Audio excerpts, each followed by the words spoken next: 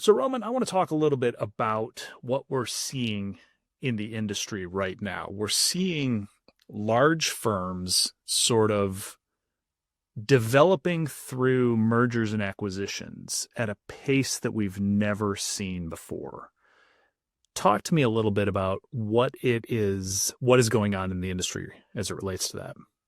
Well, we've seen a massive influx in investment in the private equity firms to acquire as many firms as possible, while at the same time, there's been a massive influx in technology money to improve processes that our firms are using.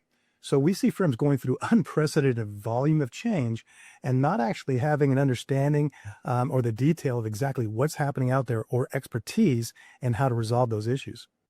So you mentioned there that we're seeing an influx of the PE money coming in. Is it true that every firm that is growing with this almost hyperscale in growth, are they all PE backed? No, when we talk about PE backing, there are specific firms that are being targeted, but there's a significant number of firms that want to remain independent. They like the culture of the firm, they like the way things work, but they got to be able to compete with the money that's flowing in from those PE firms, not only for technology, but also for investments in talent. So what is a challenge that these independent firms face as they try to scale? Well, what we see is the independent firms now have to compete on a higher level of technology infrastructure and investment that they really haven't seen in the last couple of decades. And what I mean by that is the PE firms are investing in standardization for improving processes, for providing learning opportunities at a much higher level than firms traditionally do. And so to compete effectively, independent firms are going to have to raise to that level of technology, staffing, and innovation as well. Because they don't have the millions of dollars of backing as an independent firm. Is it necessarily true that they have to work harder to achieve the same level of technology, staffing, and investment?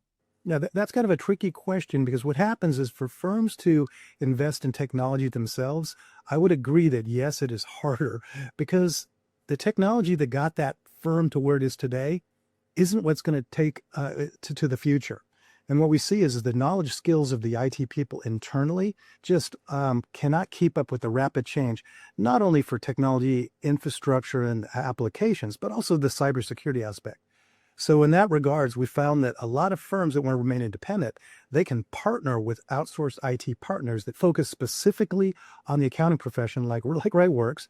And we take off that IT burden, the infrastructure, the indecisiveness, and we focus on the infrastructure and security for the firm so that the owners can focus on being competitive as an independent firm and really spending their time looking at the applications and talent issues that will help them to collaborate more effectively and work more effectively with their clients.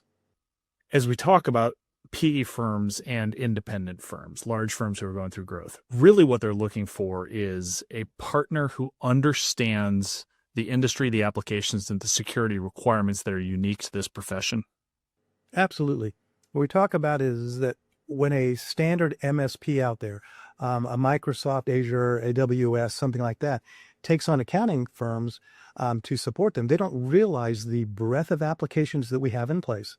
They don't realize the volume of updates and maintenance that happen close to tax deadlines.